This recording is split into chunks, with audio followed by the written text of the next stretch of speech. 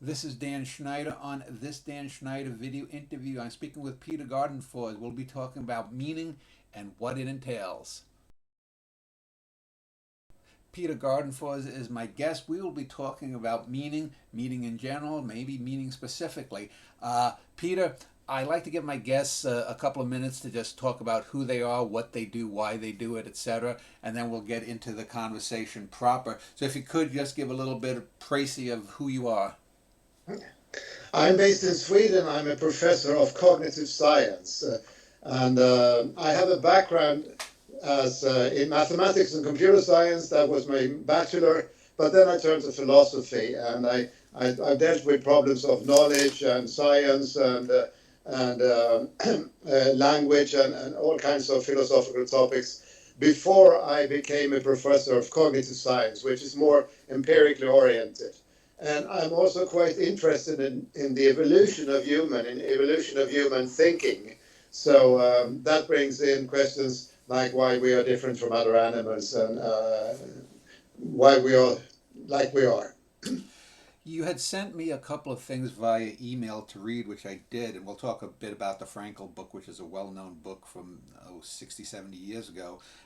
But you, in both of those pieces, you were talking about, or it talks about the brain possibly being designed to find significance. And this brought to mind me the idea of pareidolia, where you can see, a hill that looks like something that reminds you of your dog, or you see clouds in the sky and you might think it's Albert Einstein or something like that.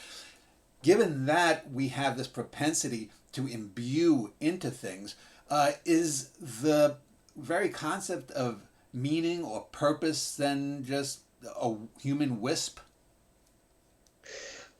Thinking about what is the original meaning of the word meaning, we can start asking what things can we accrue, can we give meaning to, and from my point of view, it's the actions, a single action that is meaningful or not meaningful. So that's the basic. Actions can be meaningless or can be meaningful. Then we have extended that sense of meaning into other areas. We talk about a sentence being meaningful. We talk about life being meaningful. We talk about all kinds of things having meaning.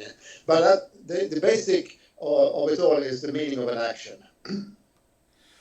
Well, the actions can have meaning for one person, one party, and the second or third party, it might be meaningless. For example, if two people are, going to go grocery shopping and they drive their cars to the supermarket, and one of them accidentally hits the accelerator and crashes into the second car, it could do severe damage to someone. So it may not be meaningful in the sense of a person just watching the accident, but it might be meaningful for the two participants. Yeah, and of course, some actions are not intentional. You do things that you don't intend to do. I mean, crashing a car is normally not intentional, so that's not given meaning in that sense. And of course, things may happen that may be meaningful afterwards. But of course, there are many actions that are not meaningful. But when we talk and we use the term, specifically the English term, meaningful, do we generally mean something more than just the immediate action. It's something that will maybe takes generations to go downhill. I mean, the whole idea of a butterfly concept that Yeah, people became yeah. that became popular a few decades ago. Some minor event 50 years ago in another country now rears its head for the pro or the con. And yet it may not be meaningful anywhere along the way until something happens. No, you're right that the time perspective of actions is very important. I mean, you may have very long-term goals, and in relation to that, an action is meaningful and so on. But you can also have a very short-term goal. So, of course, meaningfulness can be dependent on the time perspective of your goals. And of course, the ultimate question is, what is the time perspective of your life? I mean, is there anything that looks like the meaning of life? Well, like I was just thinking about Napoleon and his trips into Egypt and the ripping off of all of the ancient artifacts from ancient Egypt. To the person who was under to the soldier who was under Napoleon, he's just taking home some things that maybe he can sell or whatnot. He has no concept, that what we would now consider that some kind of cultural appropriation, and now something sits in a museum in Denmark rather than in Egypt, and it has a significant meaning to maybe some people who may not have even seen it, but who live in Egypt. Um, what so it has become meaningful maybe 200 years after the event. Yeah, of course. I mean, culture is very different. I'm sorry, culture is a very important part of giving meaning to things. I mean, if you don't understand a piece of music, if you listen to Arabian or Indian music, you don't understand it. It sounds meaningless to you. But for people in the culture, it's very meaningful and gives a lot of connections and so on. So, of course, what is meaningful is dependent on the culture you're living in. Uh, but not only that, you can have one person doing two things, both considered meaningful in some aspect, but one fades after time. I'll give you an example. The American writer Herman Melville, most famous for writing Moby Dick. Well, 175 years onward from the writing of that book, we know Herman Melville because he was an author of some high quality, most people would agree. But he spent the last 40 or so years of his life in obscurity working as a customs inspector in New York City. And given everything I've read about him, I don't doubt that he was one of the finest custom inspectors in New York City in the 19th century that there was. But we do not value the work of a customs inspector as much as we do of a creative artist pursuing their art. So here we have Melville, who probably was just as dedicated to bringing home the bacon for his family, but the one that doesn't seem as important now to us as the creation of Moby Dick. So, is there any? How do we reconcile what is personally meaningful to an individual and how the society looks at it as it's happening, but also then maybe one thing is accorded more weight than the other? That's a very good question. I mean, in these cases, lots of artists, composers, and painters can't really live on what they are creating, even if we appreciate it very much in a long time afterwards. They need to have food on their table. So for them, it's meaningful to have another job to do other things, because otherwise they or their families cannot survive. So there are different aspects of meaning given what your goals are in your life. I mean, if you're totally focused on creating things, you may have problems surviving. Um, you mentioned in what you had sent to me, and also I mentioned at the beginning of the show here, Viktor Frankl and his book Man's Search for Meaning. First off, that's a book that nowadays is not as well known as it was maybe 50 years ago. I read it, I think, in junior high school in the 1970s here in the U.S., and I don't think kids in junior high school, at least in the U.S., read that book anymore. Can you just give a little bit of a précis about who Frankl was, what that book was, and what its basic thrust was? Viktor Frankl was a Jewish doctor who worked as a doctor in concentration camps during the Second World War. And he noticed, I mean, there was lots of typhus going on in the camps. And he noticed that people who had some kind of long-term goal and found some kind of meaning in their life had much greater chances of surviving the camp. So having some kind of hope for longer meaning really helped you to survive in these terrible circumstances. Yeah, now Frankl himself, you could say, because he wrote a book and he had a career where he propounded many ideas over the course of decades, you could say he had a meaningful life. But the cobbler, the shoe cobbler, the baker who may have been the third best baker in his town, they would have suffered as much as Frankl and his relatives did, they come out at the end of the war, out of the death camps and whatnot. And just like I mentioned with Melville, we're more likely to look to Frankel as having lived a more meaningful life than the third-rate Baker.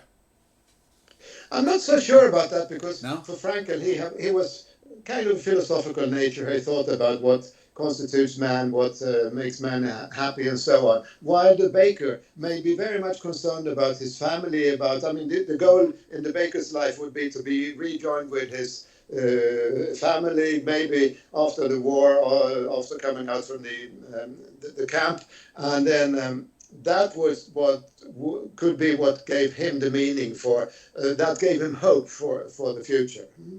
But that's, well, I understand that on the personal level again, but I mean, I would, like I said, I would put Melville or even Frankel, who wasn't a creative writer as far as I know, above the more mundane tasks. For example, I work in retail here in the U.S., but my creative life as an artist, that, if someone asks me what I am, what I do, I'm going to say it's the art rather than just, what I need to do to make a living for my wife and myself too. How much does the society that one lives in structure meaning and perhaps even pervert what meaning is to the individuals in that society? You use the term put somebody above somebody else, and that's a term I have a little bit of problem with because I mean, of course, you're right that individual meanings can be different from societal meaning. We appreciate certain forms of art. We think that certain writers are better than others, or painters are better than others, and so on. But that's on a societal level. I think that when it comes to personal meaning, I think we cannot talk about somebody being above or below somebody else. Well, but you would agree, though, for example, that pick any great artist, pick your favorite great artist, a painter, a composer, or whatnot. They may have lived 150, 200 years ago.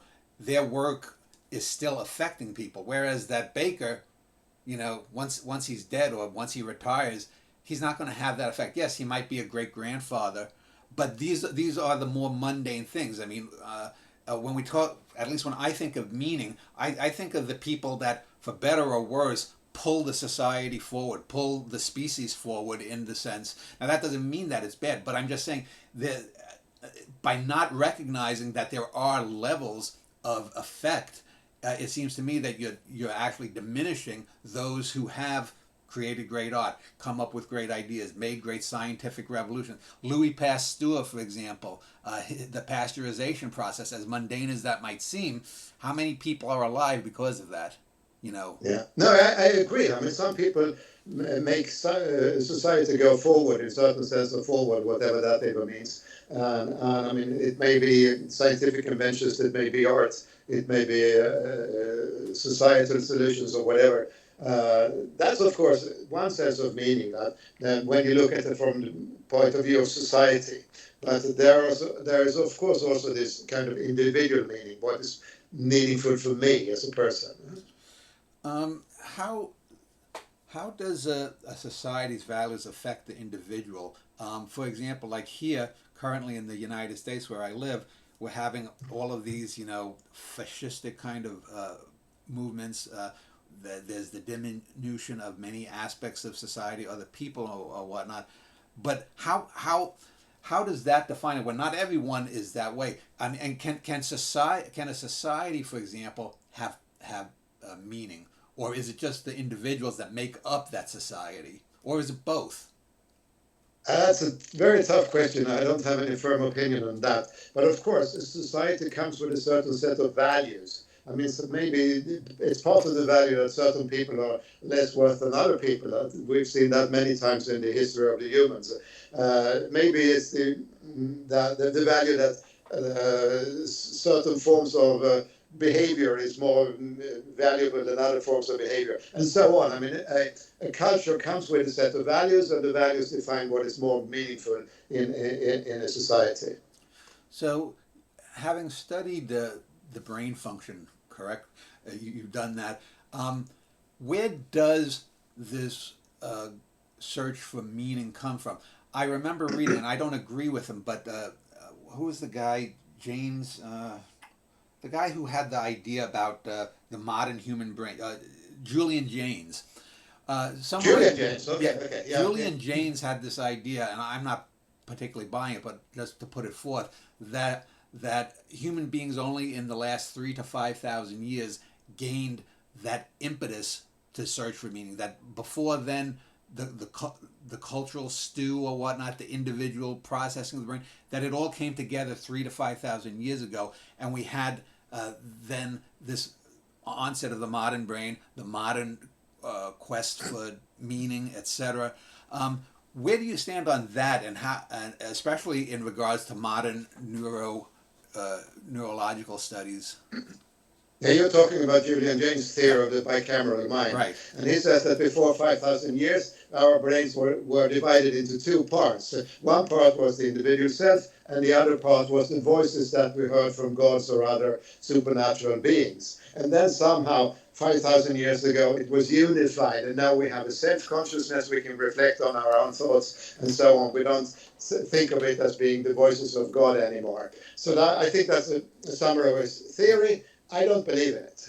I mean, first of all, I mean, why only 5,000 years ago? Okay, he has the evidence from the written texts and so on, but lots of things have happened in human history before that, and I don't think that there is any such drastic change in the human mind just 5,000 years ago. There's been a gradual evolution of the human brain, and this idea of hearing voices from the God, I think that's a very marginal case of what's happening in the human mind. Well, since you brought up the idea of religion, I don't think you can talk about the idea of purpose or meaning in human lives, at least, without religion, for the good or the ill. I would say probably for the ill, but people would disagree about that, and reasonably so. What is your take on religion? And is religion ultimately a way for human beings to find meaning? I'm not a religious person myself. I've been interested in why all societies have religion, and from an evolutionary point of view. And the short answer is that religion makes us more cooperative. We are more prone to help each other and get a more cooperative society if we have a religious system. But I mean, religion can be used for power purposes and other things as well. So it's not a unitary answer to the question. Well, also it seems there's the theory that religion started because it helped, or we would imbue, let's say we're cavemen and we hear wolves howling in the night, or we hear some trees being pushed over, maybe by bears or whatnot, or elk or whatnot, and that starts the fear in us, and we come up with the idea that the meaning behind these things is somehow a god is angry at us. It could be just a plain old lightning strike. So how much of religion would you say then is based upon misunderstanding things, and these ideas of purpose and meaning that are garnered by religion are based on these misunderstandings that we need to get along, through life? Yeah, I mean, with the eyes of modern science, there are misunderstandings. I'm not sure that people in the old days thought they were misunderstandings. I mean, we have brains that really wants to see agents in all kinds of happenings. So if there is a something natural phenomenon happening, we really want to see that there is an agent behind this, and then we can invent a god or a demon or a ghost or whatever that creates this mystical event that we can't explain otherwise. I want to talk about two other words that are often paired with the idea of meaning. The first you wrote in the prologue to a book that you've written that you conflated with significance. What is the connection between talking about meaning and significance? Because it seems to me an event, when we use the word meaningful, we're talking about something that tends to seep a bit more. One could say, for example, a significant event was the blowing up of Krakatoa, the volcano, however many, a century or two ago. But no one is going to necessarily say something is a significant event in an individual's life. They'll say it's meaningful if, let's say, you meet the love of your life. It's meaningful if you discover that you have a certain talent or ability that you didn't know before. It seems to me significance is somewhat different than meaning. Yeah, you're right. I mean, significance is something that is important, that changes your life or something. But it may not be your choice. It's something that happens to you or happens to society, and that is significant. But it's not. It may be an accident that is very significant, but that's not part of what you think is meaningful for you yourself. So there is this difference between significance and meaningful. Another word is purpose, and that's often conflated with meaning too. What is your take on those two words and their connection, if anything? That's more difficult for me to give a quick answer to. What is, I mean, the purpose is the goal, but it's also, I mean, the goal of an action. But the meaning is what it gives to you somehow. I mean, why it tells you something, why it gives you some extra thing that you didn't have before. Yeah, I'm not sure I can give a very strict separation. Okay, I can't find a very strict separation between these two words. Well, it seems to me that purpose is more intimately tied with concepts of free will than meaning is. As I said, you can have a Krakatoa explode, you can meet the love of your life, but purpose seems to be, okay, I'm 7, 8 years old, I'm a musical genius, you can pick Liszt, you can put Mozart, you can put Beethoven, but my purpose in life, if I'm one of them, is to make as much great music as I can because only I can do that. Whereas meaning seems to me to be more circumstantial, more pulled back. In other words, purpose is more directly tied to the individual will to power, let's say. Yeah, now you're using purpose in a quite extended way. I mean, the purpose of my life, but I think that normal uses of purpose is what is the purpose of going to the shop tonight. I mean, very mundane things can also be purposeful, and then I still think that it's difficult to distinguish between purpose and meaning. Okay.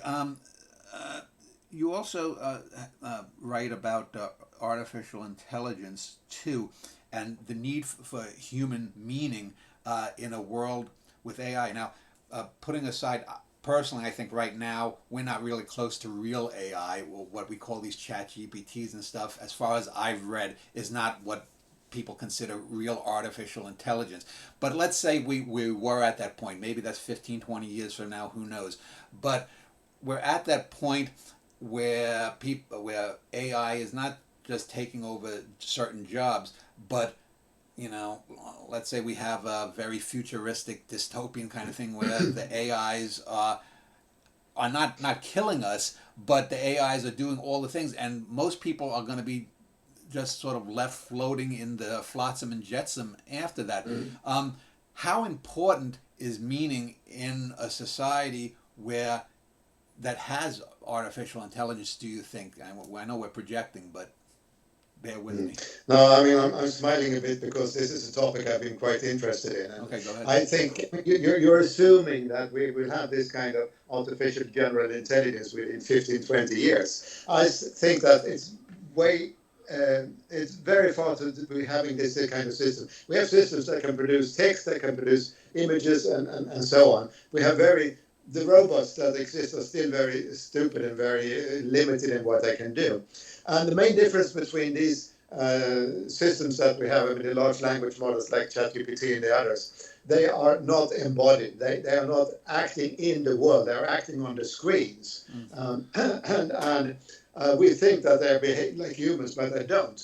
And I don't think that ChatGPT understands the meaning of the text it produces. It produces statistically relevant texts, and sometimes it's meaningful to us. Sometimes it's hallucinations. So I still am I'm still very skeptical that ChatGPT understands any form of meaning in what it prints to us. Well, I'm not so much concerned with the artificial intelligence, meaning I only gave the 15 to 20 years as sort of just an example. But assuming that some tasks, maybe not all of them, but a certain percentage of things that human beings do is going to be taken over, the people who are displaced, where are they finding the meaning? And is it even a good thing to find meaning in vocations? I mean, yes, if you're a teacher, if you're a doctor, it's much easier than if you are, say, in the olden days, a shoe cobbler or a baker or something.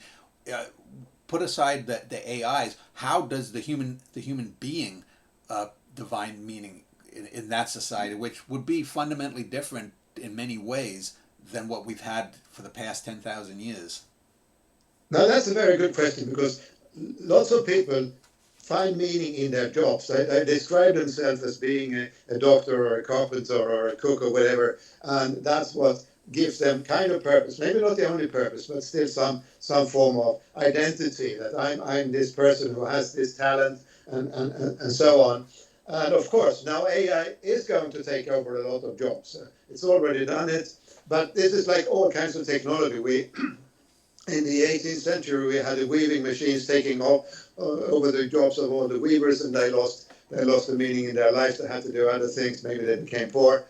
We lost a lot of other jobs when we got desktop printing and whatnot. I mean, technology always changed the working market, and AI will change it drastically. We are only at the beginning of that. So, of course, your question about how people will change their appreciation of what's meaningful in their life is a very big question, and I don't have an answer to that. I guess we have to fight with that. I mean, on a personal level, if I lose my job because of AI, what will be meaningful in my life? I mean, this is a question many people will have to ask themselves.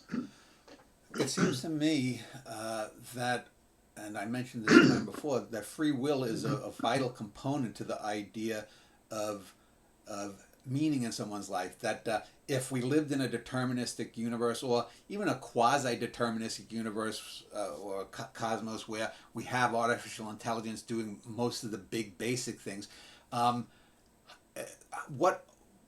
important do you think that? I believe we have free will, but even if we didn't, the idea of free will, how important is that to the idea of individual human meaning? I mean, I think that's very central. If we didn't believe we had a free will, you would think of yourself as being a machine or a totally determined. That would take away all kinds of motivation for you to live on. I mean, you continue as a mechanical body, and that's all there is. I don't think that's a reasonable life. I mean, we need to have this, I shouldn't say illusion, but this belief in free will. And otherwise, we're not human beings. I don't know if the Scandinavian culture has reached the point that we have here in the U.S., but I don't know if you're familiar. In the U.S., there's two terms that come to mind. One is incel, which is shortened for involuntary celibate, and the other is neckbeard. And apparently, a lot of young males here in the U.S., especially those who've gotten swept up into the Donald Trump MAGA kind of ideas, these are people who oftentimes are unemployed. From what I've read, I don't know anyone personally like that, but they have really nothing in their lives, and they sort of drift online. They connect up online. They drift into these conspiratorial mindsets. They join in some way, shape, or form, even if only as an online presence in some kind of mob. They will rip into people, and we see, for example, the attempt on the life of Donald Trump last year by this kid who was an incel type person. Several other this Charlie Kirk fellow who was a right wing young leader of some sort was killed by apparently another kind of incel person. How do is in Scandinavia or Europe as the whole, is there that similar problem, and how does your country, for example, deal with that differently than the U.S. has, which seems to not be dealing with it?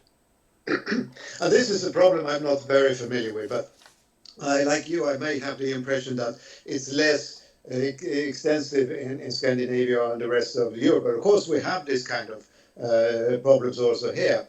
And for me, it's the cause of it is that we have a society where people are not bonding in the same way as we did when we lived in smaller villages or smaller towns and so on. There was a much richer social structure. Even if you were a dropout, you were still part of society. And somehow society has left these people alone. And I don't know how to repair it. It's just a sad, very sad situation. Um, Meaning, generally speaking, when people think of it, I think that they are forward looking, meaning that they are looking, that I have meaning. What am I going to do 5, 10, 20, etc. years from now? It seems to me that in modern society, not just American, but modern, let's say, technological societies, people don't reflect enough and look at the meaning of things in the past. Maybe I'm wrong, but have you noticed a sort of schism? And do you think that society is, in a sense, looking for meaning in the future without looking at the past? Which, if you don't, like the old saying goes, if you don't learn from your old mistakes, you're bound to make them again. Do you see meaning as forward, backward looking, or both? Meaning is forward looking. Of course, you can be satisfied by looking back at your life and seeing that these things that I did were meaningful. They really made myself happy and so on. And the other things I did were totally meaningless. I regret doing them and so on. But basically, the meaningfulness is a forward-looking thing. I mean, we as a human being, you must have a future. Otherwise, you're not a human. I mean, you must consider what to do tomorrow and next year and so on. Well, given that, I think in one of, I forget whether it was the PDF you sent me or the intro to your book, you had, it was mentioned. I don't forget it. I forget if it was you or maybe someone mentioned in it, said that human beings are the only animals that plan for the future. Now, maybe in a meaningful way, but I mean, clearly we know now, and I don't know how long ago that sentiment was uttered. Whales plan for the future. Even squirrels plan for the future, where they hide their nuts. Social insects, ants, termites, bees plan for the future. If you could No, expand on that. here I disagree. Ants and squirrels don't plan for the future. They have instincts that prepare them for the winter to collect food and so on. But they have no conscious idea about what they are doing. They have no mental imagination of selecting an action to improve their future. I don't know about the whales. I haven't heard about them planning for the future, but that's you must tell me about that. Well, for example, orcas have been seen to be planning different ways of attack. They try, if they are going after a sperm whale or a great white shark, they plan different ways of attack. So clearly, they're thinking of the future, and if something fails, it filters out. And Okay. Yeah. No, here we must make a distinction. This is a very important topic for me. So planning, we see planning in a lot of animals. I mean, they're hunting together, they're preparing, they're hiding things and so on. But they are planning for the situation that is right here and now. Planning for the future means that I have a goal for the future. I'm thinking about the winter and I'm going to start collecting food or building a house now and so on. And we don't see that in a deliberate way in other animals than the humans. We see it to some extent in the great apes and in maybe some of the bird species. They can plan for the food I need tomorrow, but not for a very long perspective, not for the next year or for the retirement as we do. so are animals then basically philosophical zombies? They're just motivated by instinct, then, in your view?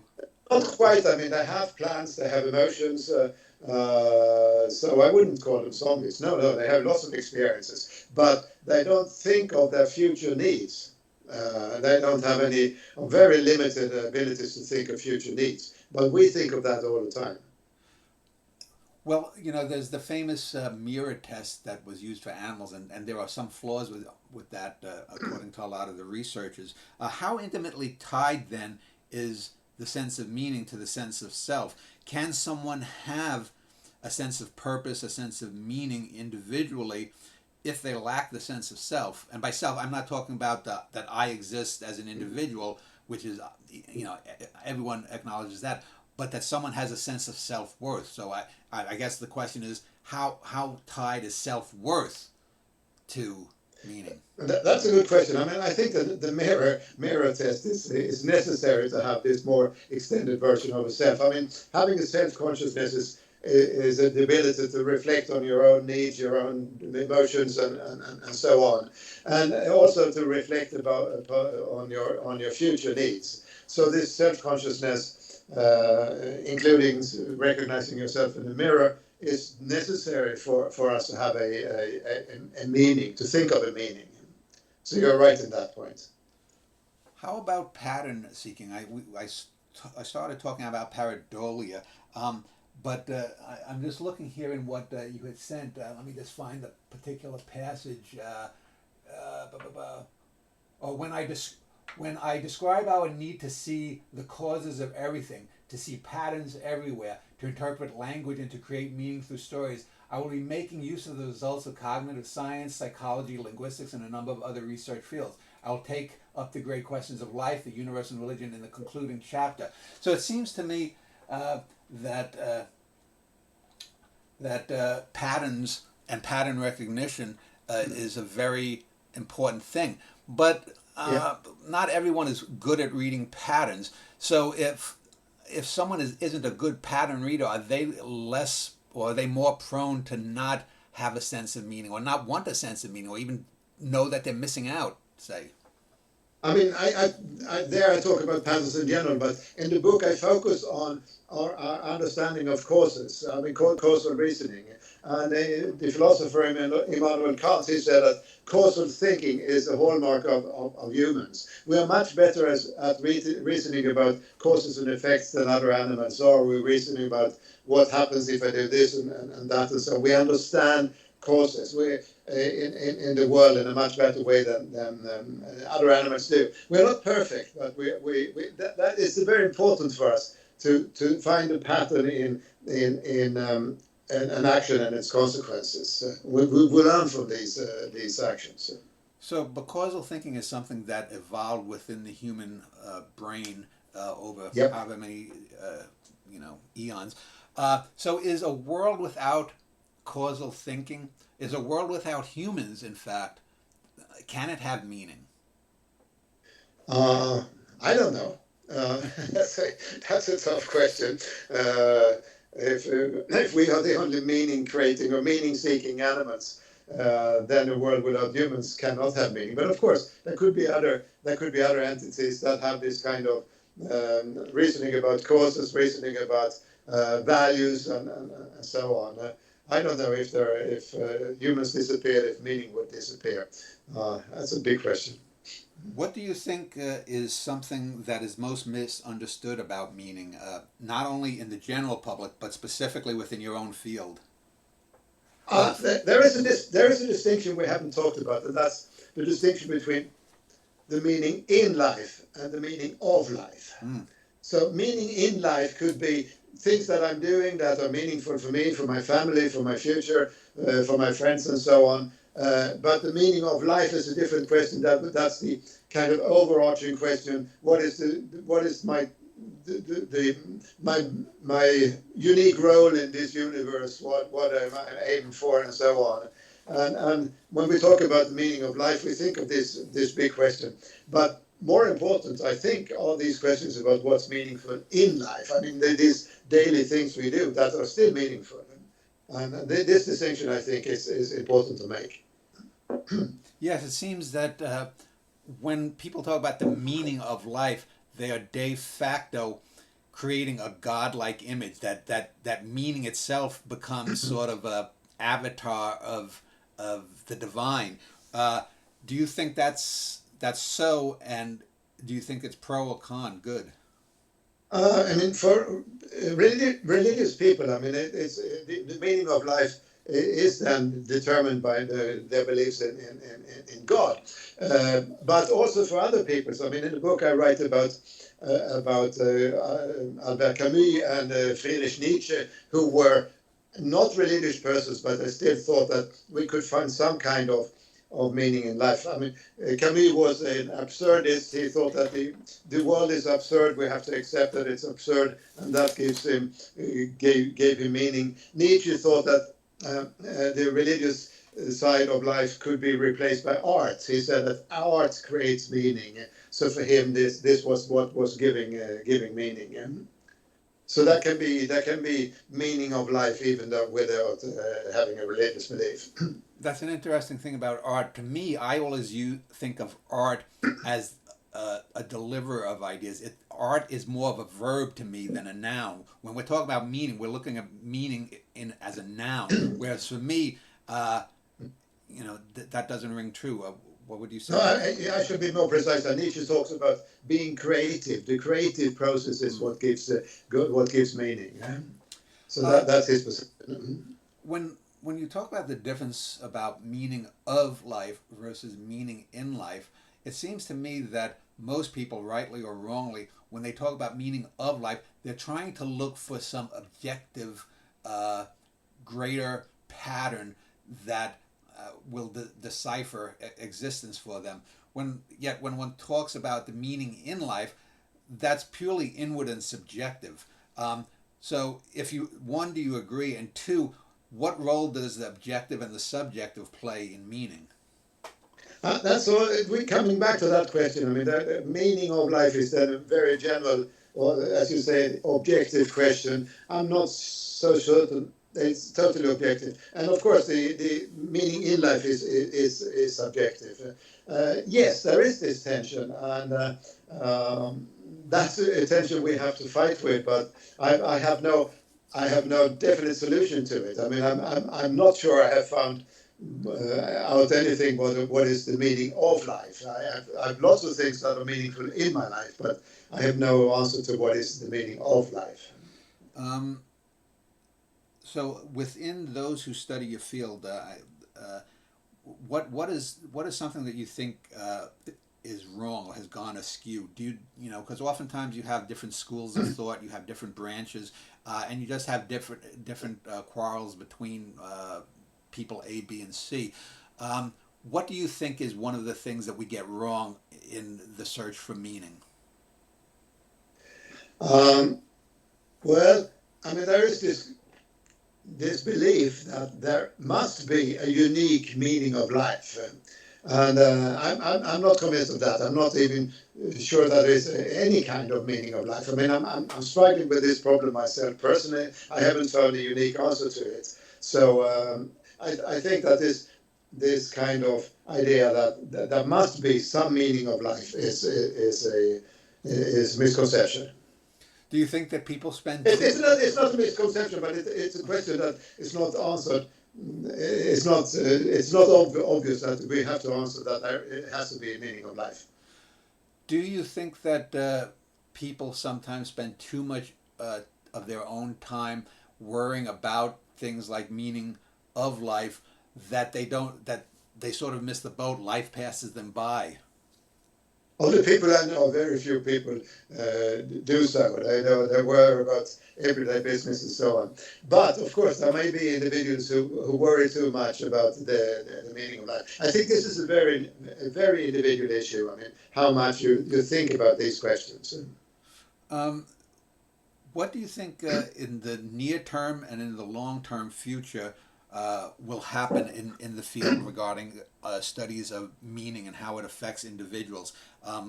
Say in the next 5 years versus the next 50 to 100 years.